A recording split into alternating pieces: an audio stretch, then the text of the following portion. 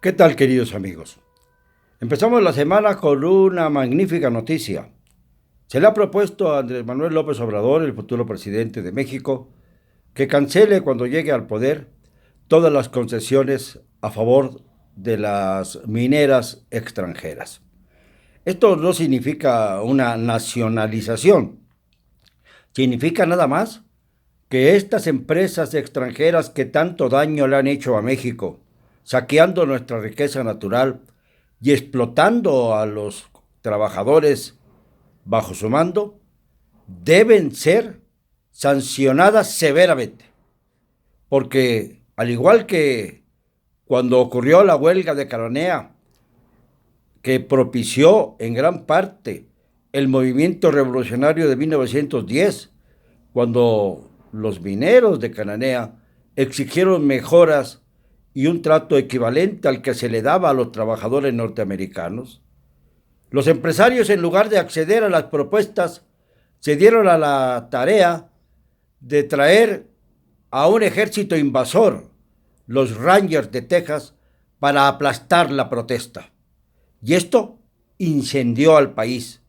Fue contaminando a todos los renglones de la vida social y política de México hasta que la dictadura porfirista cayó definitivamente.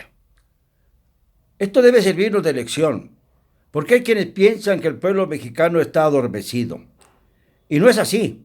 Está demasiado vivo, sobre todo el día de hoy, sobre todo en estos días, cuando se sabe que su voto cuenta, cuando se sabe que una vez más la democracia tiene la oportunidad de demostrar a todos, extraños y propios, que vale en México, que cada sufragio verdaderamente determina el futuro de esta gran nación.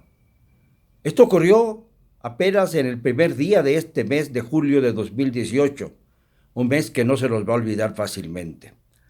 Y por eso es tan importante no estarle pidiendo cosas absurdas al presidente futuro de México, como aquello de que investigue la muerte de Pedro Infante, que me parece algo ridículo, y que haya colas y colas de menesterosos que están clamando por justicia individual en lugar de ver la importancia de la justicia social, la justicia colectiva.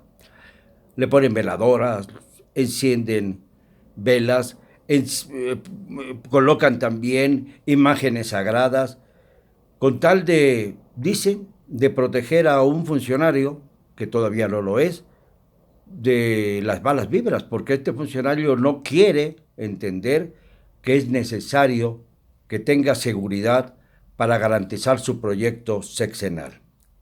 Y en estas circunstancias nos encontramos cuando ya se debate también qué debemos esperar para México. El aplastamiento de la partidocracia, lo cual también se llevaría a Morena, o el surgimiento de una democracia más eficaz que sirva para representar a las distintas corrientes de opinión pública. Por ejemplo, hay que entender que el PRI, con toda su marrullería, obtuvo más de 9 millones de votos en las urnas, y que el PAN tuvo 12 millones de votos, y que hasta el Bronco se alzó con una votación insólita de 2 millones y medio de sufragios.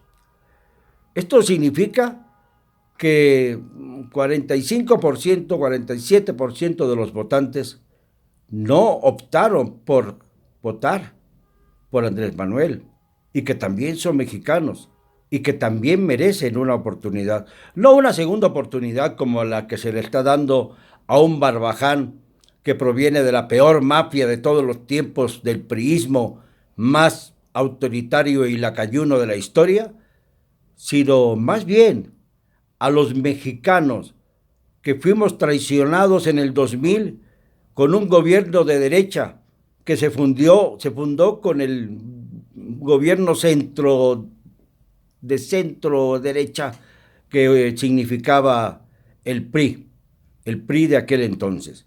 Y luego los mexicanos fuimos afrentados en el 2006 con un fraude absurdo. Y lo insólito es que regresó el PRI en 2012 a sabiendas de lo que arrastraba. No tuvo la forma de aprovechar la oportunidad para erigirse en un nuevo partido político que rechazara toda la antigua clase gobernante. Al contrario, con un títere en el Palacio Nacional, las grandes mafias apenas se movieron. Y aunque Peña Nieto, quien va a pasar a la historia muy mal, dijera que no habría intocables, los hubo y de sobra. Esto es lo que tiene que atacar López Obrador. Más allá que a los partidos políticos, a la clase política por derrumbe, parte de la cual se ha infiltrado muy cerca de él. Yo no sé si estas negociaciones soterradas que ha tenido que hacer para consolidar su perspectiva de transición sean la causa de que haya colocado a personajes de ralea muy baja en puestos como los del gabinete ampliado, como el futuro director de la Comisión Federal de Electricidad, que según se dice será el señor Bartlett. No es con estos personajes con los que se puede lograr la democracia.